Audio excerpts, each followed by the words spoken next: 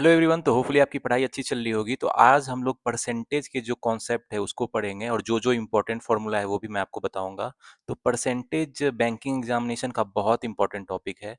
आपके जो SBI PO pre exam हो, आईपीपीएस पीओ प्री हो, या कोई भी क्लर्क एग्ज़ाम हो, एसोसिएट एग्ज़ाम हो, उसके सारे में जो खासकर प्री में परसेंटेज का बहुत अच्छा खासा क्वेश्चन रहता है। इसके अलावा मेंस में भी थोड़ा कैलकुलेटिव क्वेश्चन मिल सकते हैं आपको परसेंटेज टॉपिक के। तो ये बहुत इंपॉर्टेंट टॉपिक है। खासकर अगर आपको प्री क्लियर करना है, उसमें आपको अरिथमेटिक वर्ड प्रॉब्लम भी रहेंगे, परसेंटेज के अरिथमेटिक वर्ड प्रॉब्लम्स भी रहेंगे, और इसके अलावा बहुत सारे आपको डीआई देखने को मिलेंगे। परसेंटेज बेस्ड डीआई प्री में खासकर बहुत सारे पूछे जाते हैं। तो कोई भी एसबीआई पीओ का प्री हो, आईपीएस पीओ का प्री हो, एसबीआई क्लर्क हो, आईपीएस क्लर्क हो, या आरआरबी पीओ क्लर्क हो, तो उसमें आपको परसेंटेज बेस्ड डीआई बहुत सारे मिलेंगे। तो उस पर आपको अच्छा करना जरूरी है। तो परसेंटेज बेस मतलब जनरली कैलकुलेशन ही रहती है कॉमन सेंस लगा के।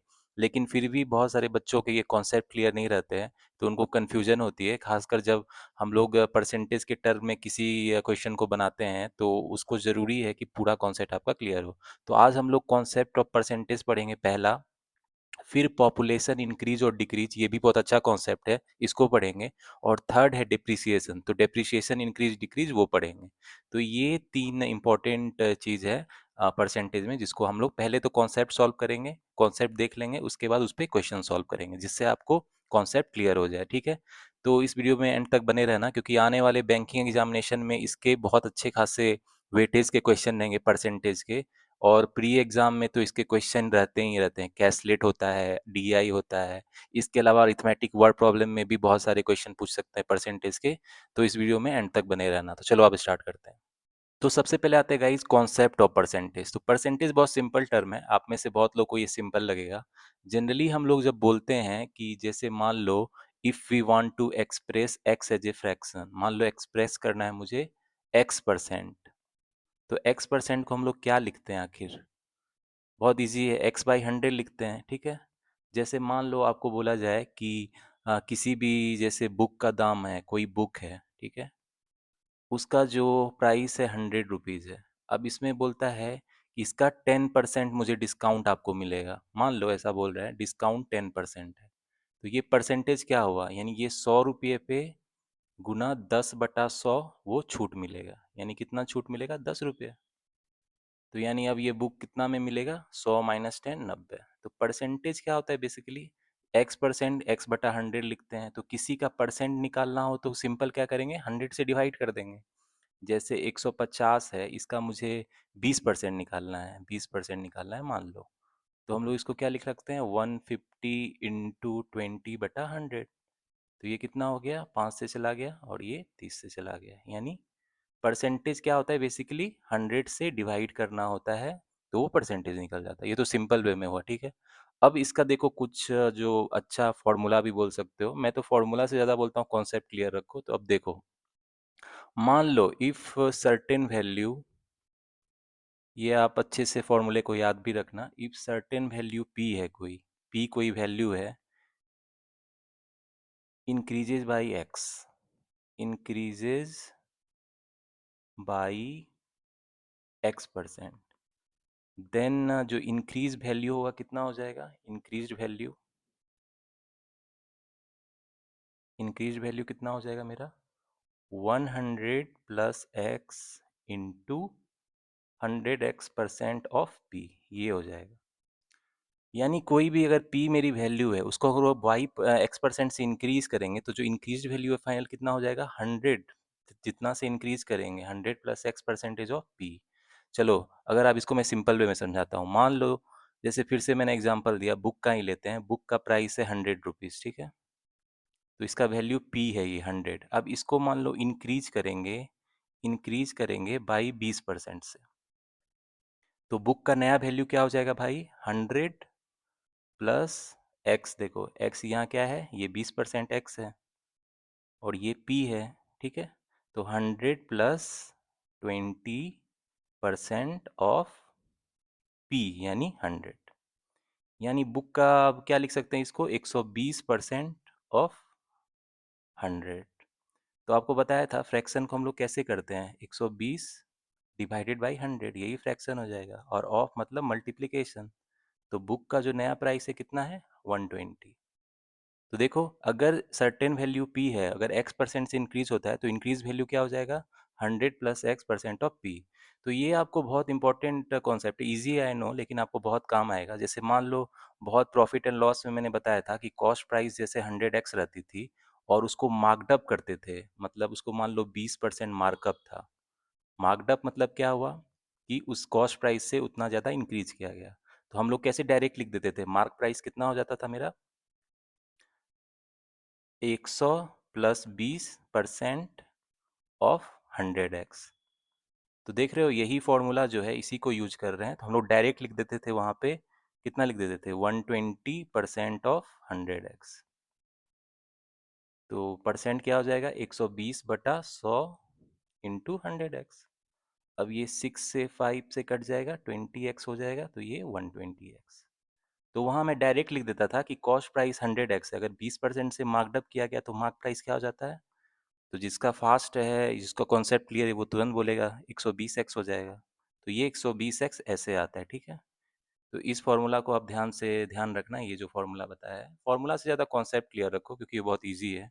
चलो अब दूसरा, इसी पे एक दूसरा है, दूसरा सिचुएशन क्या है भाई, देखते हैं। मान लो इफ सर्टेन वैल्यू p, एक p वैल्यू है फिर से, डिक्रीजेज बाई x%। मान लो तो अब डिक्रीज हो रहा है x% से, उस समय क्या हो रहा था, इंक्रीज हो रहा था, अब डिक्रीज कर रहा है x% से, ठीक है। तो डिक्रीज वैल्यू क्या हो जाएगी, तो डिक्रीज वैल्यू मेरी क्या होगी, तो डिक्रीज वैल्यू हो जाएगी मेरी 100 माइनस x% ऑफ p।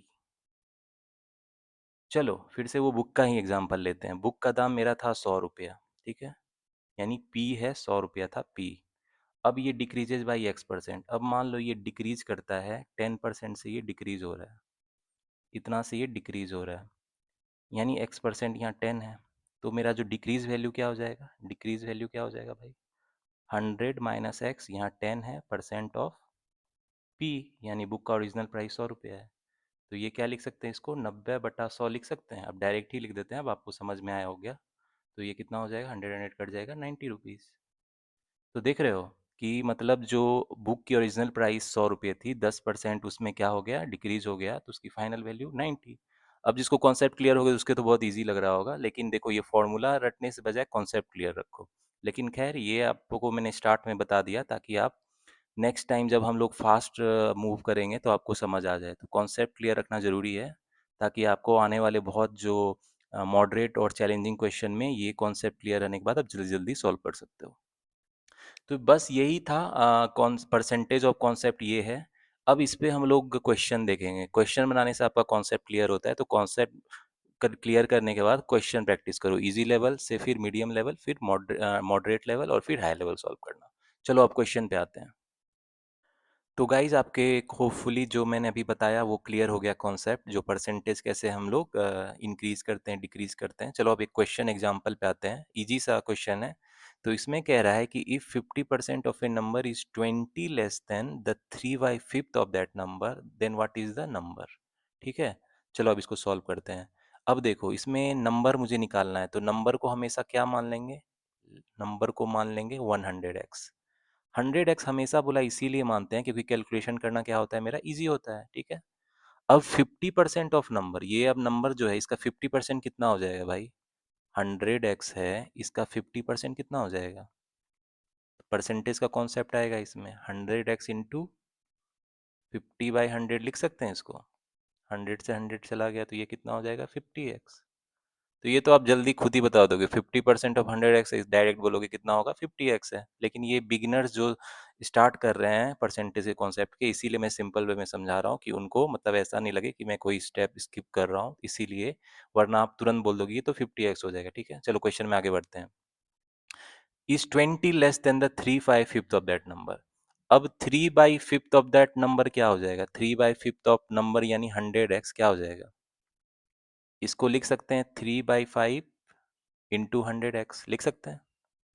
तो ये कितना हो जाएगा, 20x से चला गया, ये हो जाएगा 60x।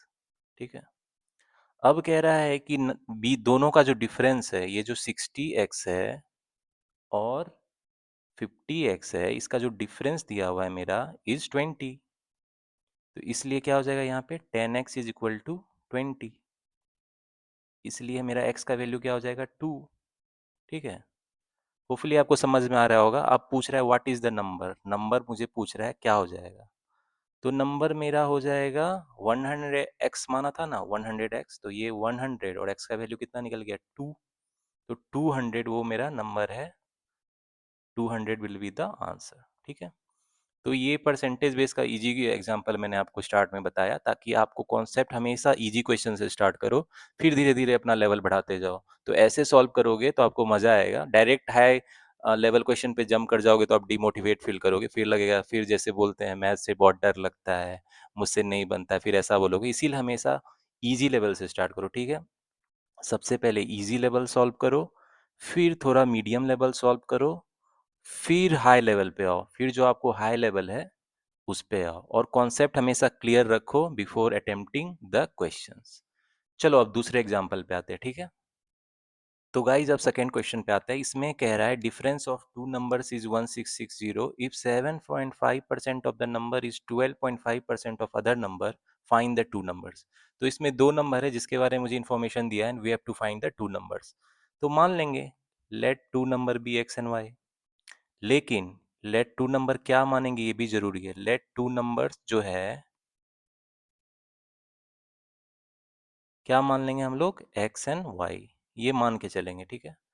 अब देखो क्या है, दोनों का जो डिफरेंस है दो नंबर का कितना है 1660। ठीक है। तो मेरा ये एक इक्वेशन हो गया। अब देखो क्वेश्चन में दिया हुआ इंफॉर्मेशन कि 7.5% of the number is 12.5% of the other number. अब है 7.5% ऑफ वन नंबर यानी x जो है, ये 12.5% ऑफ अदर नंबर यानी y है।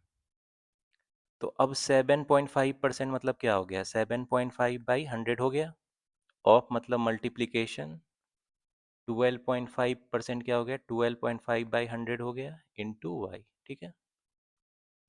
तो अब देखो इसमें क्या है, एक जीरो इधर ले आएंगे तो ये कितना हो गया, 25 से 25 थी अब 76 और 40 से कट जाएगा।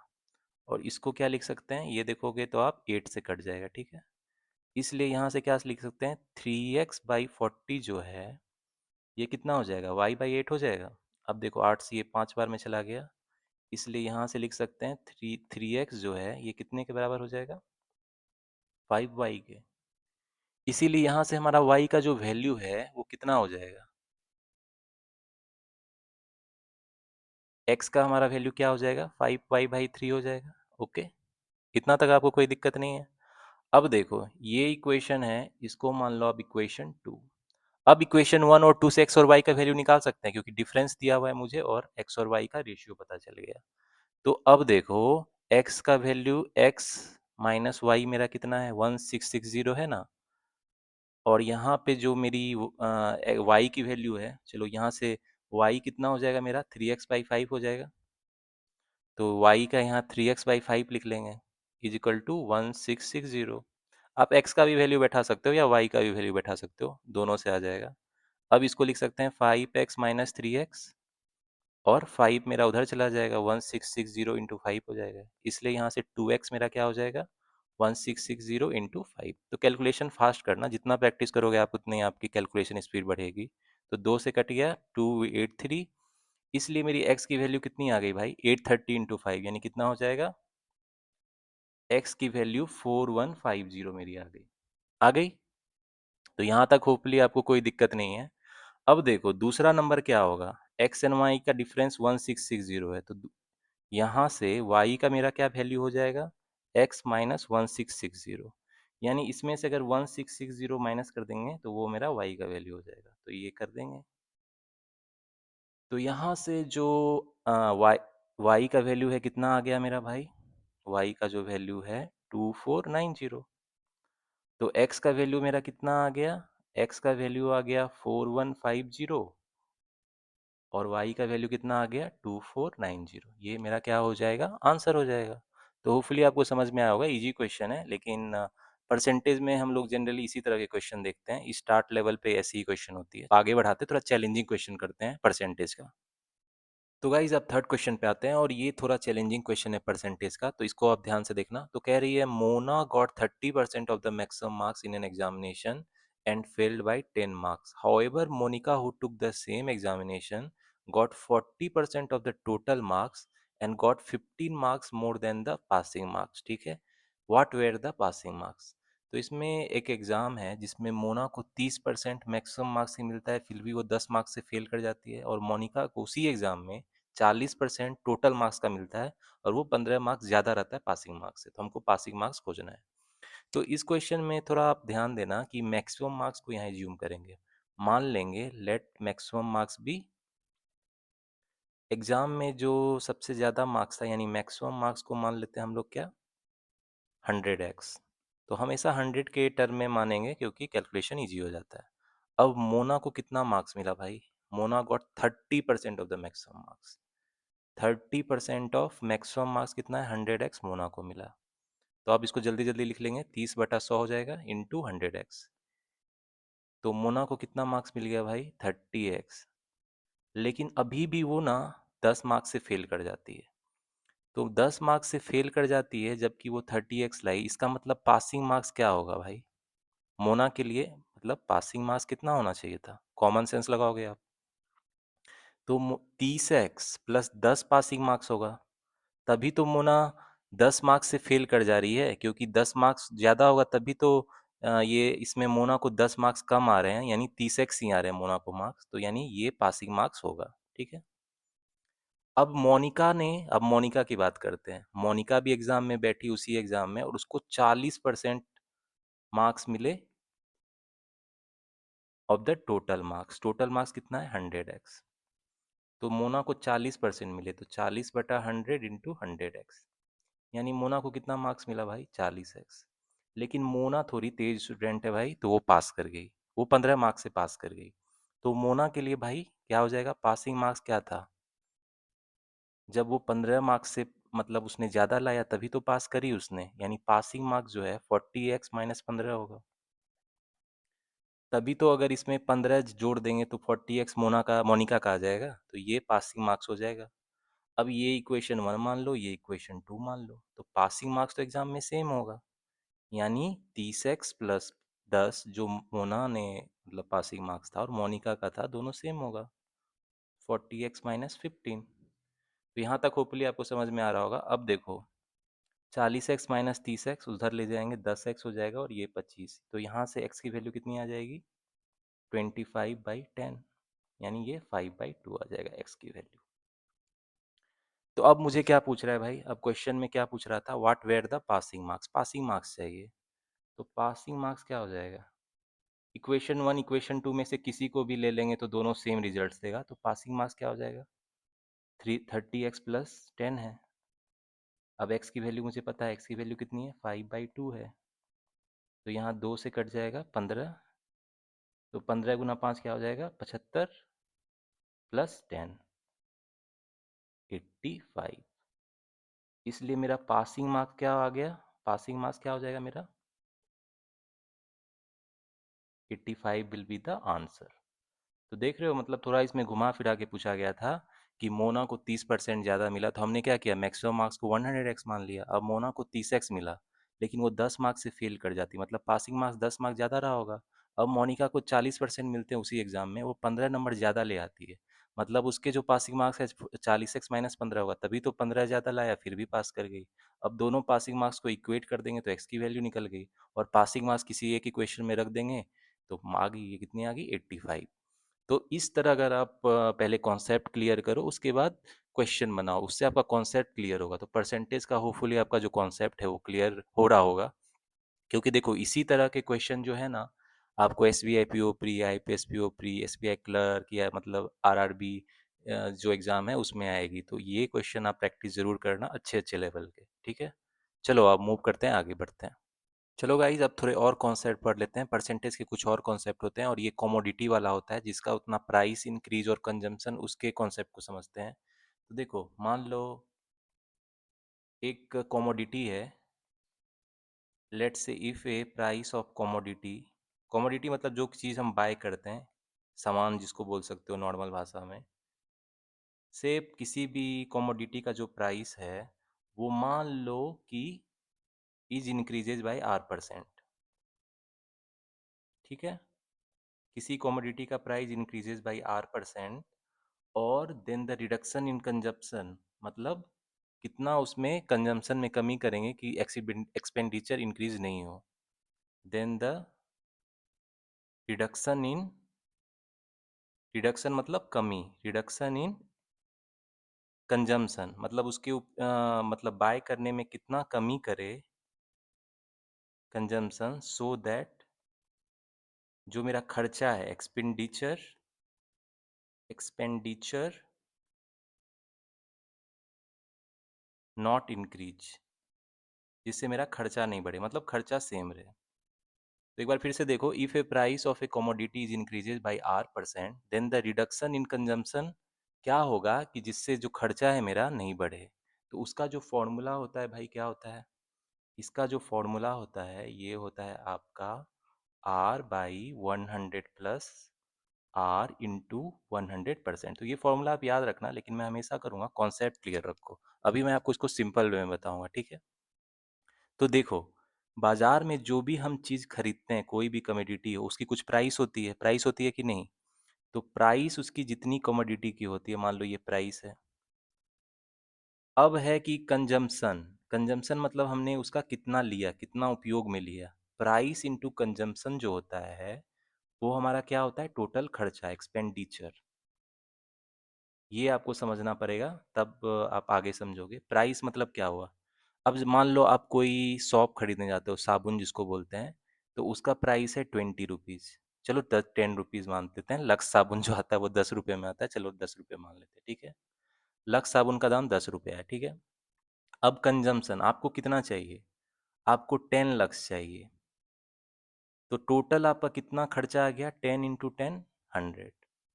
मतलब 10 साबुन आपने खरीदा और एक साबुन का दाम मतलब 10 रुपया है, तो टोटल कितना हो गया, 100 हो गया। अब ये क्या कह रहा है कि मान लो साबुन का दाम 20% बढ़ जाता, 20% मान लो बढ़ जाता। अब साबुन का दाम बढ़ रहा है तो उसको तो कम खरीदना पड़ेगा ना भाई, तभी तो खर्चा सेम रहेगा। खर्चा 100 ही रखना है मुझे।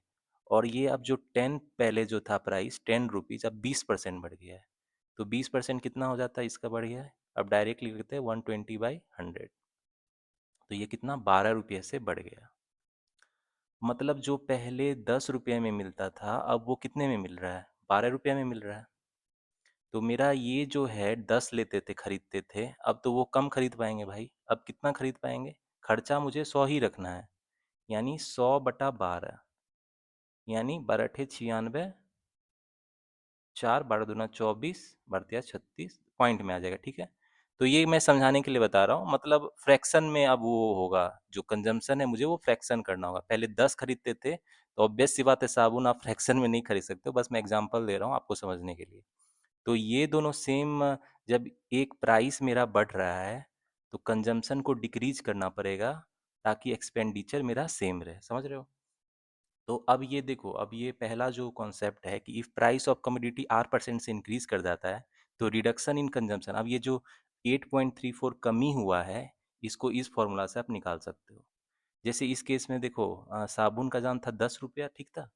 और इसमें हमने कितना बढ़ गया है खर्चा, 10 रुपये साबुन का दाम था और खर्चा 20%, ये आर है 20% से बढ़ गया। तो रिडक्शन कितना कम करना पड़ेगा, साबुन को कितना कम कर देंगे कि खर्चा सेम रहेगा। तो फॉर्मूला से निकाल लेंगे तो क्या हो जाएगा भाई, 20/100 प्लस 20 × 100, क्योंकि आर की वैल्यू यहाँ मुझे पता है। तो ये क्या हो जाएगा, 20/120 × 100, यानी ये कितना हो जाएगा, 6। ये 6 से चला जाएगा तो ये हो जाएगा 50/3, ठीक है। यानी 16 2/3%।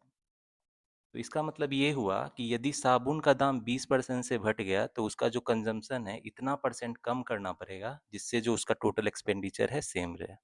तो अगर आपको इसमें कोई कन्फ्यूजन हो रही है तो मैं इस पे एग्जांपल भी बताऊंगा, उससे आपको क्लियर हो जाएगा। लेकिन ये फॉर्मूला याद रखना, किसी भी कमोडिटी का प्राइस यदि 8% से इंक्रीज करते हैं तो उसके उसके कंजम्पशन में कितना रिड्यूस करना होगा कि खर्चा सेम रहे? आर बटा 100 प्लस आर इंटू 100। तो फॉर्मूला पे डायरेक्ट बैठा के आप निकाल सकते हो, लेकिन कॉन्सेप्ट क्लियर रखना जो मैंने अभी समझाया। चलो इसका दूसरे सिचुएशन पे आते हैं। इसमें एक और सिचुएशन होती है, ठीक है। अब मान लो if price of commodity, if price of commodity जो है कोई सामान का खर्चा, if price of commodity decreases by r percent. अब आर परसेंट से डिक्रीज हो रहा है, ठीक है, प्राइस डिक्रीज हो रहा है, देन हमको कंजम्पशन में कितना इंक्रीज करना पड़ेगा? Then increase in consumption, increase in consumption उसका जो उपयोग में कितना हम ज़्यादा ले लेंगे जिससे कि खर्चा सेम रहेगा, जिससे कि सो दैट जो एक्सपेंडिचर है वो डिक्रीज ना करे, so that expenditure do not decrease. तो अब ये समझ रहे हो? फिर से मैं उसी साबुन वाले एग्जांपल पे आता हूँ, ठीक है। पहले इसका फॉर्मूला देख लेते हैं। किसी भी कमोडिटी की अगर प्राइस आर परसेंट से डिक्रीज हो जाती है तो उसके खर्चा में कितना इंक्रीज करेंगे कि एक्सपेंडिचर नहीं घटे। तो इसका जो फॉर्मूला होता है ये होता है आपका R by 100 minus R into 100%, ये होता है। अब साबुन वाले पे आ जाते हैं फिर से। उस साबुन का दाम था, पहले तो क्या हो जाता है, पहले बताया किसी भी साबुन का जो प्राइस होता है किसी भी चीज़ का प्राइस इनटू उसका जो हम लोग कंजम्पशन करते हैं, मतलब जितना नंबर लेते हैं वो टोटल प्रोडक्ट उसका क्या होता है, खर्चा, एक्सपेंडिचर, ठीक है। तो जैसे मैंने बताया था साबुन का दाम 10 रुपये था और उसका जो 10 मैंने साबुन खरीदा तो टोटल खर्चा मेरा 100 रुपये का है। अब ये कह रहा है कि इसमें अगर मान लो 20% की कमी कर देते हैं, ठीक है।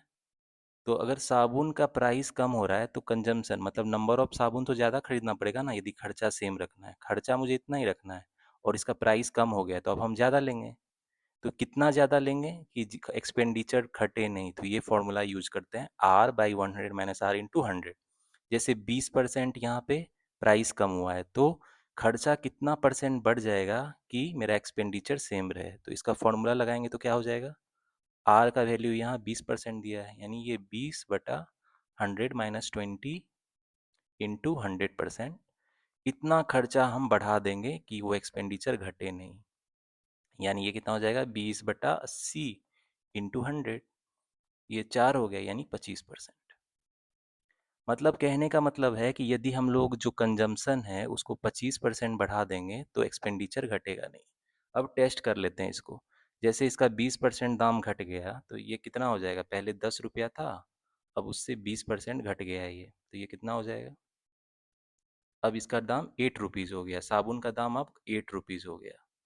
तो अब जो है इसका कंजम्पशन कितना इंक्रीज करना पड़ेगा, पहले 10 था तो 10 से 25% इंक्रीज हुआ है, तो पहले 10 था अब कितना है ये भाई, 125/100 हो जाएगा, यानी 12.5। अब मतलब 12.5, मतलब पहले 10 साबुन लेते थे तो अब कितना लेंगे, इसको बढ़ा देंगे।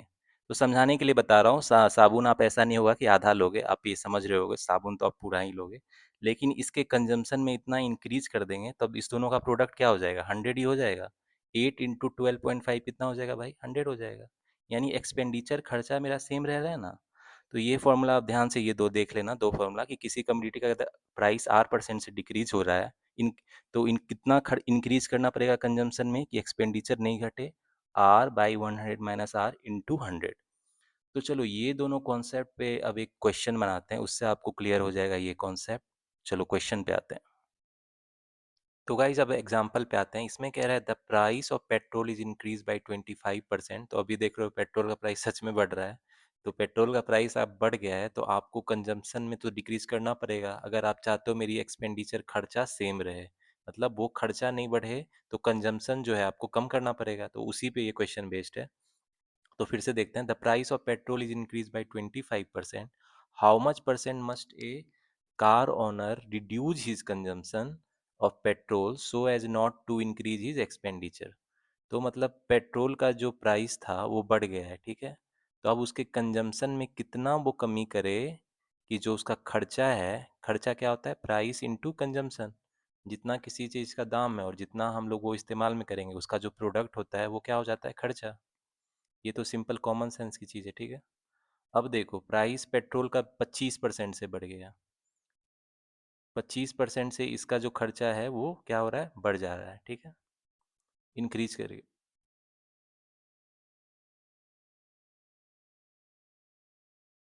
अब प्राइस इनटू कंजम्पशन क्या होता है, एक्सपेंडिचर। अब तो यहाँ देखो, पेट्रोल का जो प्राइस था वो बढ़ गया है कितना से, 25% से।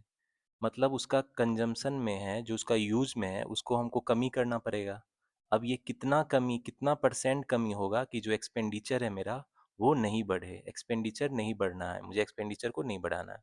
तो अभी आपको फॉर्मूला बताया था कि इफ़ ए कमोडिटी का प्राइस इंक्रीज बाई R% होता है, तो उसके कंजम्पशन में कितना परसेंट कम करेंगे कि जो उसका एक्सपेंडिचर है नहीं बढ़े। तो क्या फॉर्मूला था भाई, फॉर्मूला आपको याद होगा, क्या फॉर्मूला था, R/100 प्लस आर इन, ये होता था कि नहीं, इंटू 100%। तो यहाँ पे है भी 25% से बढ़ रहा है पेट्रोल का प्राइस, तो इस फॉर्मूला पे रख देंगे कि कार ओनर को पेट्रोल का कितना कम इस्तेमाल करना पड़ेगा कि खर्चा नहीं बढ़े। तो कितना कम इस्तेमाल करना पड़ेगा, आर, आर का वैल्यू कितना है, 25 है, बटा 100 प्लस 25 इंटू 100। यानी इसको क्या लिख सकते हैं, 25/125 इंटू 100। तो ये 5 से गया, ये 20 से परसेंट। मतलब जो कार ओनर है, अगर वो पेट्रोल 20% से कम यूज करेगा, पहले जितना यूज करता था उससे 20% कम यूज करेगा, तो उसका एक्सपेंडिचर जो है वो नहीं बढ़ेगा, मतलब एक्सपेंडिचर सेम रहेगा। तो फॉर्मूला पे भी आप बैठा सकते हो कभी कभी। वन लाइनर अगर इस तरह के क्वेश्चन आपको प्री में पूछे जाएंगे, S B I P O, I P S P O, S B I clerk, I P S clerk, या किसी एग्जाम में प्री में से वन लाइनर क्वेश्चन पूछे जा सकते हैं, तो ये फॉर्मूला याद रखना, ये फॉर्मूला याद रखना और डायरेक्ट बैठा के आंसर निकाल लेना, ठीक है। चलो अब मूव ऑन करते हैं नेक्स्ट एग्जांपल पे। तो गाइज अब सेकेंड क्वेश्चन पे आते हैं। इसमें कह रहा है when the price of a product was decreased by 10% then the number sold increased by 30%, ठीक है। तो what was the effect on the total revenue. अब इसमें क्या कह रहा है, इसमें एक प्रोडक्ट है जिसका प्राइस 10% से डिक्रीज कर दिया जाता है, ठीक है, लेकिन नंबर जितना सोल्ड किया जाता है वो 30% से इंक्रीज कर दिया जाता है। तो टोटल रिवेन्यू में क्या इफेक्ट हुआ, ठीक है। तो देखो, प्राइस ऑफ द प्रोडक्ट, जितना प्राइस उसका होगा उतना, और नंबर ऑफ यूनिट जितना सोल्ड किया होगा, नंबर ऑफ यूनिट जितना सोल्ड किया होगा, तो वो क्या हो जाएगा, टोटल उसका रिवेन्यू हो जाएगा, टोटल रिवेन्यू हो जाएगा। सिंपल भाषा में समझो तो, मान लो किसी चीज़ की प्राइस है मतलब 100 रुपीज़ पर यूनिट है, ठीक है, और नंबर ऑफ यूनिट उसने 10 सोल्ड किया, तो कितना हो जाएगा, 100 × 10, 1000 टोटल रिवेन्यू। तो ये फॉर्मूला आपको मतलब ये पता होना चाहिए कि किसी भी चीज़ का प्राइस और जितना हम लोग वो खरीदते हैं वो कितना हो जाता है टोटल उसका खर्चा या रिवेन्यू, ठीक है, इस केस में रिवेन्यू। अब क्वेश्चन पे आते हैं। मान लेते हैं कि प्रोडक्ट का जो प्राइस था, मान लेते हैं, late price of product, late price of product मान लेते हैं 100 है, ठीक है, P रुपीज़ 100 रुपये खर्चा था, ओके। और जितना एंड नंबर ऑफ सेल्स जो हुआ, and number of original sales जो था, कितना उसने बेचा, ये स्टार्ट की बात कर रहे हैं।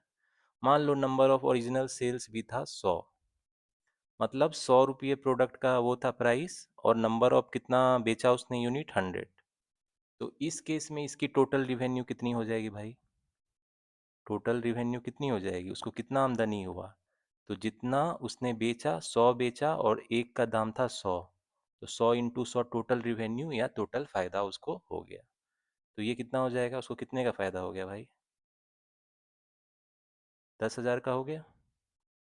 ये आपको क्लियर है। अब लेकिन क्या कह रहा है कि प्राइस ऑफ प्रोडक्ट 10% से डिक्रीज कर गया, तो अब जो न्यू प्रोडक्ट का प्राइस क्या है, न्यू प्राइस ऑफ प्रोडक्ट क्या हो गया भाई।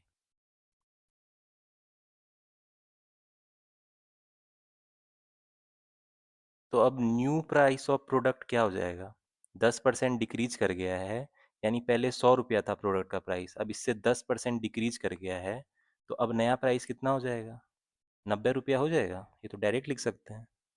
और इसमें ये भी बोल रहा है कि नंबर ऑफ यूनिट जो सोल्ड था वो 30% बढ़ जाता है, मतलब पहले जो 100 बेचता था अब उससे 30% ज़्यादा बेच रहा है।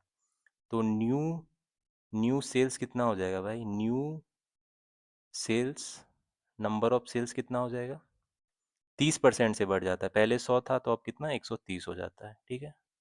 तो अब जो नया रिवेन्यू होगा, न्यू रिवेन्यू कितना हो जाएगा उसका?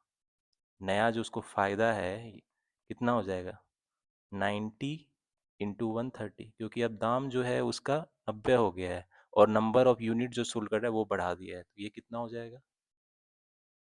₹117 इतना हो जाएगा। तो देखो, पहले इसको 10,000 का रिवेन्यू होता था, अब 11,700 का रिवेन्यू हो रहा है। तो मेरे को क्वेश्चन में क्या पूछ रहा है? Effect on the total revenue. तो रिवेन्यू देख रहे हो इंक्रीज कर रहा है ना, 1700 से इंक्रीज कर रहा है मेरा रिवेन्यू। तो परसेंटेज रिवेन्यू क्या हो जाएगा, मतलब इंक्रीज इन रिवेन्यू कितना हो जाएगा मेरा? इंक्रीज इन रिवेन्यू कितना हो जाएगा? Increase in revenue will be, जितना इंक्रीज हो रहा है, 1700 इंक्रीज हो रहा है, और कितने पे? ओरिजिनल तो रिवेन्यू टोटल कितना था, 10,000 इंटू 100%। ठीक है। तो ये कितना हो जाएगा? ये हो जाएगा 17%। मतलब जो मेरा रिवेन्यू है वो 17% से बढ़ गया जब उसका प्राइस प्रोडक्ट डिक्रीज कर गया 10% से, लेकिन नंबर ऑफ यूनिट जो सोल्ड था वो 30% से बढ़ा दिया। तो net effect on the total revenue क्या हो गया? रिवेन्यू ऑल्सो इंक्रीज कर गया 17% से। तो ये हमारा आंसर हो जाएगा। तो होपफुली आपको समझ में आ गया। हमेशा ध्यान रखना, किसी भी चीज़ का प्राइस और उसका नंबर ऑफ यूनिट का जो प्रोडक्ट होता है वो रिवेन्यू हो जाता है। यानी किसी चीज़ का प्राइस और जितना उसका कंजम्पशन है वो दोनों को अगर मल्टीप्लिकेशन कर देंगे तो टोटल एक्सपेंडिचर या टोटल खर्चा आ जाएगा। ठीक है। तो एक्सपेंडिचर, रिवेन्यू, वो सब सेम टर्म है। कॉमन सेंस आपको यूज करना है। चलो अब आगे बढ़ते हैं। चलो गाइज, अब पॉपुलेशन इंक्रीज डिक्रीज वाले कॉन्सेप्ट पे आते हैं। तो इसमें क्या होता है, इसमें मैं दो आपको केसेस के बताऊंगा कैसे उसको सॉल्व करना है। चलो मान लेते हैं पहला केस है। मान लो किसी भी शहर का पॉपुलेशन जो है, पॉपुलेशन मतलब जनसंख्या, वहाँ पे कितने लोग रहते हैं, किसी भी शहर का पॉपुलेशन, ठीक है, पी है। अभी जो उसका पॉपुलेशन है पी है।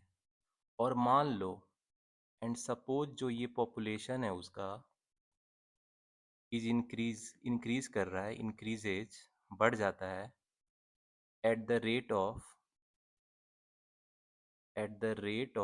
R% per annum. मतलब उसका हर ईयर पॉपुलेशन R% से बढ़ जा रहा है। ठीक है। ओरिजिनल पॉपुलेशन क्या है, पी है। तो उसका जो पॉपुलेशन है उसका दो केस हो जाएगा। पॉपुलेशन उस शहर का आफ्टर एन ईयर्स क्या हो जाएगा? पॉपुलेशन आफ्टर एन ईयर्स, उस शहर का पॉपुलेशन एन ईयर्स के बाद कितना हो जाएगा? तो उसका जो फॉर्मूला होता है वो होता है पी ओरिजिनल पॉपुलेशन 1 + R/100 का पावर n। तो सिंपल है। और एक और फॉर्मूला होता है कि पॉपुलेशन एन ईयर्स एगो, मतलब एन ईयर्स पहले उसका पॉपुलेशन कितना था। तो ऑब्वियसली एन ईयर्स एगो तो उसका ज़्यादा ही पॉपुलेशन होगा अभी जितना है एक्चुअली पॉपुलेशन एन। और इसमें दूसरा केस है कि पॉपुलेशन एन ईयर्स एगो क्या होगा, ये एन है। तो इसका जो फॉर्मूला है, एन ईयर्स पहले कितना था population, P divided by 1 + R/100 का पावर एन। ठीक है। तो अब मैं आपको सिंपल वे में समझाता हूँ। ये दो केस हो गया पॉपुलेशन इंक्रीज डिक्रीज का। किसी भी सिटी का पॉपुलेशन पी था और वो R% रेट से बढ़ रहा है पर एनम, सालाना। तो एन ईयर्स के आफ्टर उसका पॉपुलेशन क्या हो जाएगा, पी 1 + R/100 का पावर एन। तो ये फॉर्मूला आप याद रखना। और दूसरा है कि एन ईयर से गो, एन साल पहले उसका पॉपुलेशन क्या था, P/1 + R/100 का पावर एन। तो ये दो फॉर्मूला याद रखना। लेकिन इसको कॉन्सेप्ट समझना आप। देखो, मान लो कोई सिटी है, उसका पॉपुलेशन 10,000 है। ठीक है, 10,000 है। अब उसका पॉपुलेशन जो है 10% पर एनम के हिसाब से बढ़ रहा है, मतलब हर साल 10% इंक्रीज हो रहा है। तो 2 साल के बाद इस अगर कोई शहर का पॉपुलेशन क्या हो जाएगा भाई, तो इस फॉर्मूला पे बैठा देंगे। अभी जो पॉपुलेशन है 10,000 है, 1 + रेट कितना है, 10 है, बाई 100 का पावर एन। एन का मतलब कितना टाइम है, 2। तो अब जो 2 साल बाद उसका पॉपुलेशन है 10,000 इंटू, इसको फटाफट कैलकुलेट कर लोगे तो कितना हो जाएगा, 121/100। कितना हो जाएगा, तो ये 2 से चला गया, तो अब क्या हो जाएगा 121,000। मतलब अब इसका पॉपुलेशन कितना हो गया, बढ़ के 12,100 हो गया। ठीक है, तो पहले कितना था, 10,000 था, अब 12,100 हो गया। मतलब उसका पॉपुलेशन बढ़ गया 2100 से।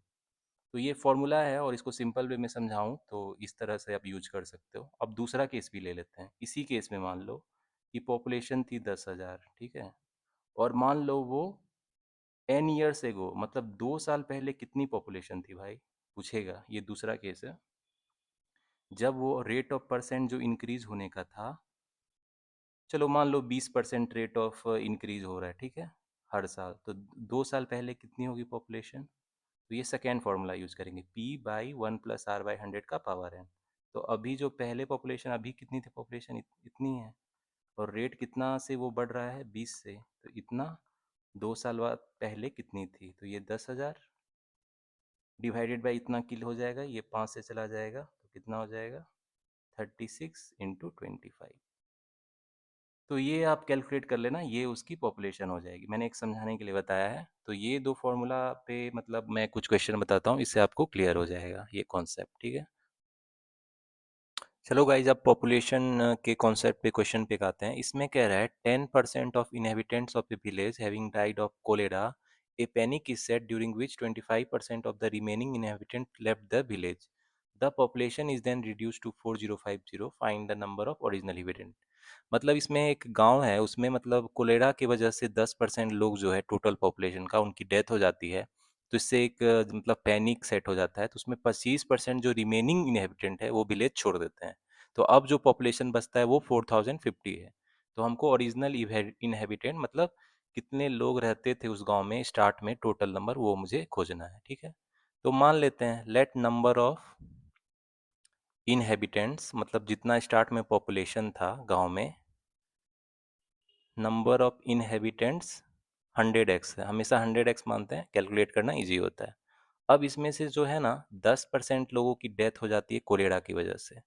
तो 10% की डेथ हो गई, तो अब कितना बच जाएगा भाई, 100x में 10% की डेथ हो गई कोलेरा से, यानी 10x की डेथ हो गई है। तो अब जो रिमेनिंग पॉपुलेशन क्या हो जाएगा, रिमेनिंग पॉपुलेशन क्या हो जाएगा उस गांव का, रिमेनिंग पॉपुलेशन कितना हो जाएगा, पहले था 100x, और उसमें 10x की कोलेरा की वजह से डेथ हो गई, तो अब 90x लोग ही बचे ना उस गांव में, 90x बच गए। अब इसमें से जो 25% है, इस 90x में से जो 25% लोग हैं, वो गांव छोड़ देते हैं डर के मारे। मतलब 90x का जो 25% कितना हो जाएगा भाई, 25/100, यानी 4 से हो जाएगा, कितना हो जाएगा ये 45x/2। चलो फ्रैक्शन में ही रखते हैं। मतलब अब इसमें 45x/2 लोग जो हैं वो क्या कर दिया, गांव छोड़ दिया, लीव द विलेज, डर की वजह से। तो अब कितना रिमेनिंग पॉपुलेशन, अब कितना हो गया भाई, अब कितना पॉपुलेशन बचा मेरा, रिमेनिंग पॉपुलेशन कितना है, देखो 90x था, अब उसमें से 45x/2 लोग ने फिर से गांव छोड़ दिया, तो अब कितना बच गया, 180x माइनस 45x/2, यानी ये कितना हो जाएगा भाई, 135x/2। मतलब अब गांव में इतने लोग ही रहे, 135x/2, remaining people in the village is 135x/2। लेकिन देखो क्वेश्चन में क्या कह रहा है कि पॉपुलेशन नाउ रिड्यूस टू 4050। तो हमारा remaining people in the village 4050 दिया हुआ है, तो इसको इसके इक्वेट कर देंगे। तो अब ये कट जाएगा, देखो 27 से, 5 से कट जाएगा 27, और ये 5 × 8 = 40, 3, और ये 27 तिया 3, यानी x का वैल्यू कितना हो जाएगा 60। तो इसमें मांग क्या रहा है भाई, find the number of original inhabitant. तो ओरिजिनल इनहेबिटेंट 100x माना था ना हमने, मतलब कितना था, 100x माना था, तो x का वैल्यू 60 निकल गया, निकल गया है। तो कितना हो जाएगा, total number of inhabitant in the village 6000, 6000 will be the answer. तो कितने स्टार्ट में कितना था पॉपुलेशन उस गांव का, 6000। तो होपफुली ये आपको क्लियर है। स्टेप बाय स्टेप सॉल्व करेंगे, हमेशा 100 के टर्म में मान लेंगे, कैलकुलेशन इजी रहता है। तो इस तरह बनाओगे तो क्वेश्चन जल्दी से सॉल्व हो जाएगा, चाहे वो कितना भी कम्प्लेक्स हो, कैलकुलेटिव हो, लेकिन आराम से बन जाएगा। चलो अब आगे बढ़ते हैं। चलो गाइज, अब डिप्रिसिएशन के कॉन्सेप्ट को समझते हैं। तो डिप्रिसिएशन का क्या मतलब होता है? डिप्रिसिएशन मतलब होता है गिरावट। जैसे आप कोई भी चीज़ बाय करते हो तो उसकी वैल्यू टाइम के साथ क्या होती है, मतलब घटते जाती है। लेकिन ये डिपेंड करता है। जैसे मान लो, मैं आपको एक एग्जांपल देता हूँ। मान लो आपने कोई स्कूटी खरीदी, ठीक है। कोई आपने स्कूटी खरीदी तो स्टार्ट में उसकी प्राइस मान लो 80,000 थी, ठीक है। अब लेकिन जैसे जैसे टाइम होगा और आप उसको यूज करोगे तो उसमें वियर एंड टीयर होगा, तो उसका जो प्राइस है वो प्राइस क्या हो जाता है, डिक्रीज हो जाएगा टाइम के साथ। तो प्राइस जो क्या हो जाएगा मेरा, डिक्रीज हो जाएगा विद द टाइम। तो वही जो डिक्रीज वैल्यू होती है और उसकी जो फाइनल वैल्यू होती है कुछ टाइम के बाद, वो डिप्रिशिएटेड वैल्यू होती है, मतलब वो वैल्यू घट जाती है। तो मान लो कुछ साल बाद उसकी वैल्यू घट के 70,000 हो जाएगी। फिर और कुछ साल बाद उसकी जो वैल्यू घट के 60,000 हो जाएगी। तो मतलब वैल्यू घटते रहेगी, क्योंकि उसमें क्या हो जाता है, किसी भी चीज़ को बाय करते हैं तो उसमें वियर एंड टीयर हो जाता है, मतलब वो थोड़ी पुरानी हो जाती है। जैसे उसमें मशीन लेते हैं तो उसमें जंग लग जाती है, तो वो डिप्रिशिएशन होता है। मतलब समय के साथ किसी भी चीज़ की वैल्यू में गिरावट जो होती है उसी को बोलते हैं डिप्रिसिएशन। सिंपल लैंग्वेज में ये है। तो डिप्रिसिएशन के कॉन्सेप्ट में दो आपको चीज़ याद रखने पड़ेंगे। मान लो किसी भी, late the present value of, मतलब जो प्रेजेंट वैल्यू है किसी मशीन का ले लेते हैं, let the present value of machine be P. किसी भी मशीन का जो प्रेजेंट वैल्यू है वो मान लो पी है, ठीक है। सपोज सपोज मान लो इट डिप्रिसिएट्स, मतलब इसमें गिरावट होती है, depreciates at the rate of R% से ये मान लो डिप्रिसिएट होती है R%। तो पर एनम, हाँ, R% पर एनम, मतलब सालाना ये इतने में से गिरावट हो रही है उसकी वैल्यू में, ठीक है। तो उसका जो value of the machine after n years क्या होगा, value of the value of the machine after n years क्या हो जाएगा भाई, एन ईयर्स के बाद उसकी प्राइस कितनी हो जाएगी उस मशीन की। पहले पी थी, लेकिन R% पर एनएम से उसमें डिप्रिशिएशन हो रही है।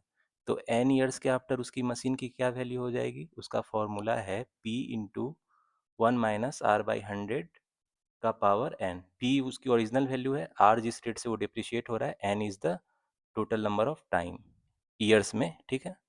अब दूसरा फॉर्मूला है, इसको भी आप ध्यान देना। Value of the machine n years है वो, वैल्यू उस जो मशीन का था एन ईयर्स पहले कितना था भाई,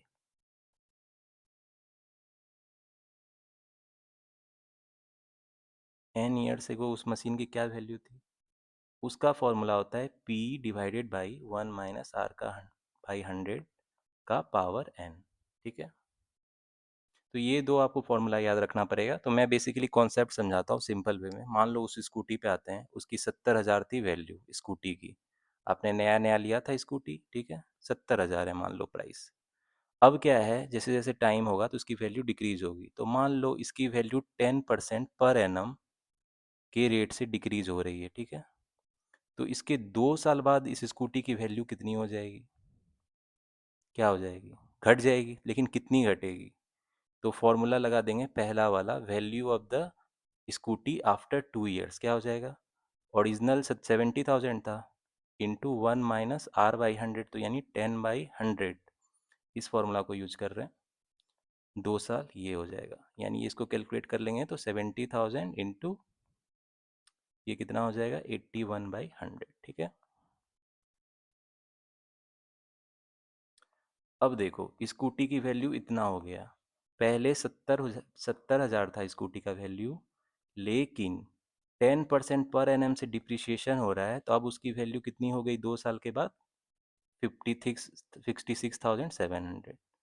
तो ये देखो डिप्रिशिएशन यही होता है। तो ये भी पूछ सकता था कि मान लो स्कूटी की वैल्यू 2 साल पहले क्या थी। तो भाई ओरिजिनल दूसरे फार्मूला को भी इससे हम यूज कर सकते हैं। मान लो अभी स्कूटी की वैल्यू 70,000 है, ठीक है अभी। तो 2 साल पहले जब हमने नई ली थी उस समय कितनी थी भाई। अगर सेम ये 10% पर एनएम से डिप्रिशिएट कर रहा है तो अब दूसरा फार्मूला यूज कर लो। तो इसमें जो वैल्यू आएगा 70,000 डिवाइडेड बाई ये कितना हो जाएगा भाई, 981 इंटू 100। अब ये जो भी वैल्यू आएगा ये 70,000 से ज़्यादा होगा, क्योंकि 2 साल पहले जब नई ली थी तो स्कूटी की वैल्यू ज़्यादा होगी। तो ये वाला फॉर्मूला यूज होगा, value of the machine n years वो क्या होता है, पी डिवाइडेड बाई 1 - R/100 का पावर एन। तो होपफुली ये आपको समझ में आ गया होगा, ये डिप्रिशिएशन का कॉन्सेप्ट है।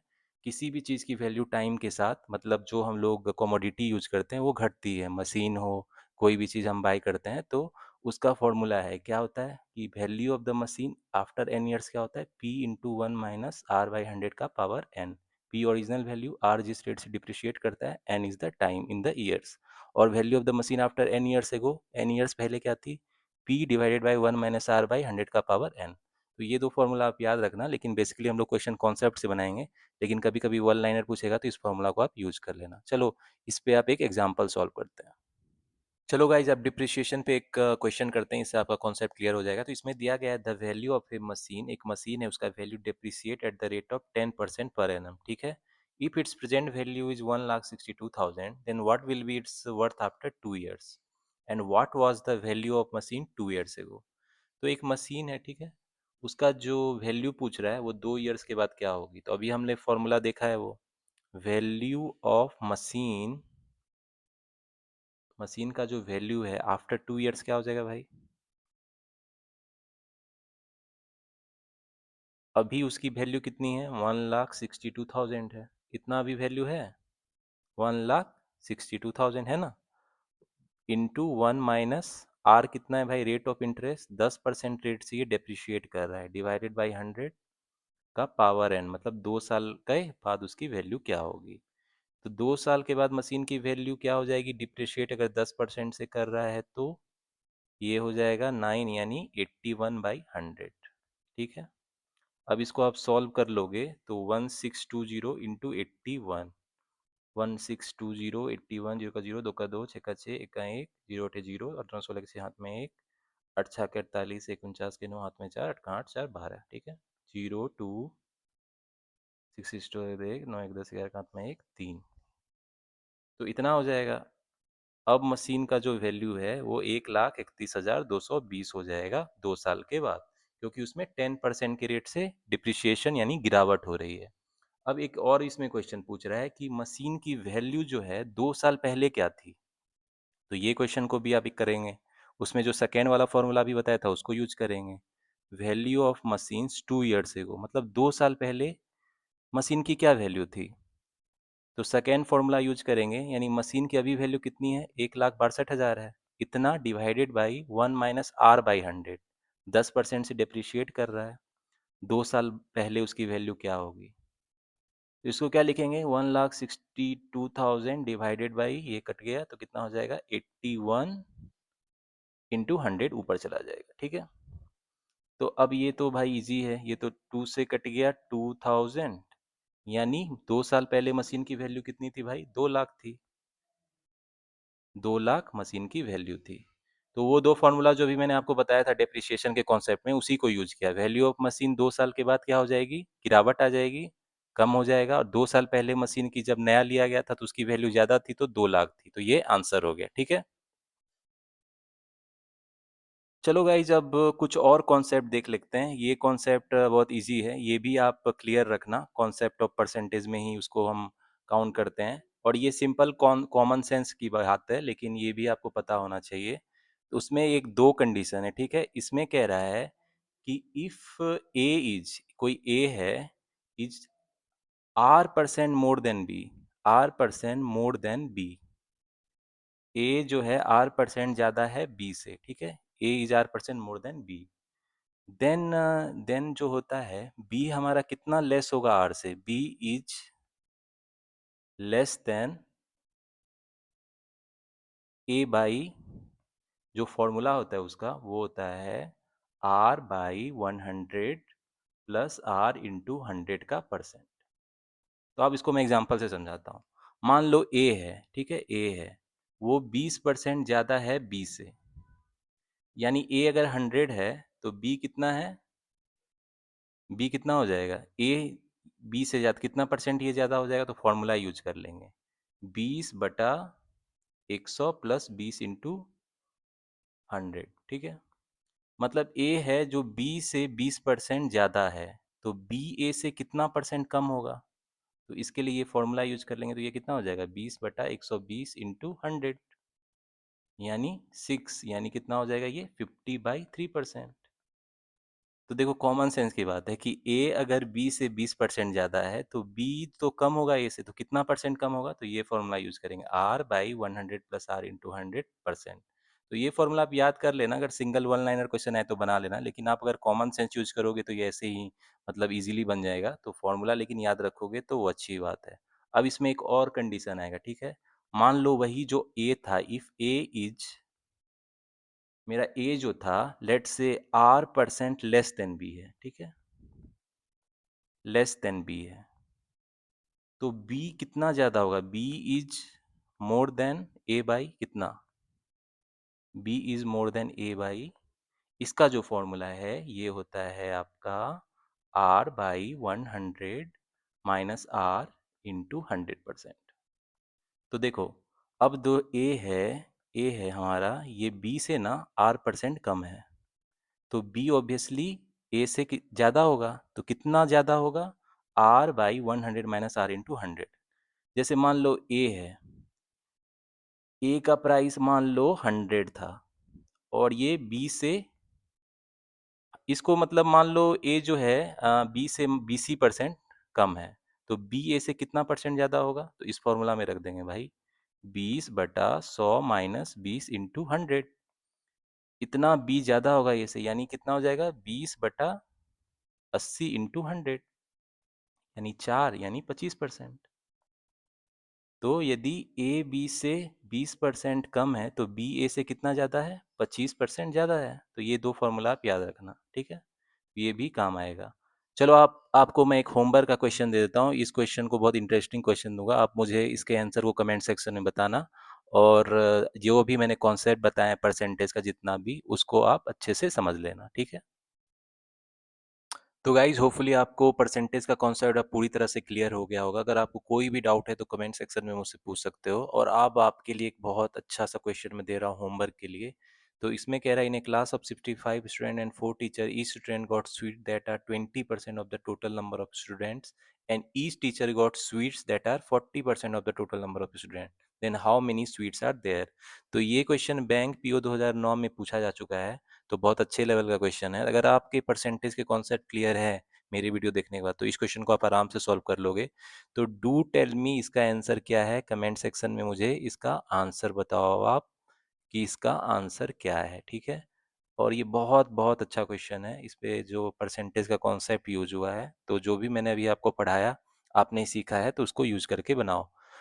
तो गाइज आने वाले टाइम में मैं जो और भी अरिथमेटिक के कॉन्सेप्ट है उसके क्लियर करने के लिए वीडियो लाऊंगा, like compound interest, simple interest है, या बोट एंड स्ट्रीम है, टाइम एंड वर्क है, टाइम स्पेड डिस्टेंस है, प्रोबेबिलिटी है जो मेंस के लिए बहुत इंपॉर्टेंट टॉपिक है, उस पर भी वीडियो लाऊंगा। तो पहले कॉन्सेप्ट वाली वीडियो लगाऊंगा, उसमें एग्जाम्पल भी सॉल्व करूंगा from easy level to medium level to high level. उसके बाद आपको अरिथमेटिक बेस्ड डीआई कराऊंगा, कैसलेट जो है अरिथमेटिक बेस्ड, वो भी नए नए पैटर्न के जो क्वेश्चन है, like data sufficiency, quantity one, quantity two, जो भी क्वेश्चन मेन में पूछे जाते हैं मेंस एग्जाम में, उसको कराऊंगा। इसके अलावा प्री के भी जितने क्वेश्चन है उसके लिए भी सीरीज लाऊंगा। तो मेरे चैनल द सक्सेस मंत्रा को सब्सक्राइब कर लेना। और आज आपको होपफुली परसेंटेज का जो कॉन्सेप्ट है पूरी तरीके से क्लियर हो गया होगा। अगर आपको कोई भी कंफ्यूजन है तो एक वीडियो को फिर से देखना, और जहां भी आपको समझ नहीं आए कमेंट सेक्शन में मुझसे पूछ सकते हो आप, मैं आपकी जो भी डाउट्स या क्वेरीज है उसको मतलब जवाब दूंगा, उसको आपकी जो भी डाउट है उसको क्लियर करूंगा। तो गाइज आने वाले टाइम में मैं और भी अच्छे अच्छे क्वेश्चन लाने वाला हूँ, तो मेरे चैनल को सब्सक्राइब कर लेना। तो see you in the next video. Till the time keep studying, keep preparing and keep enjoying.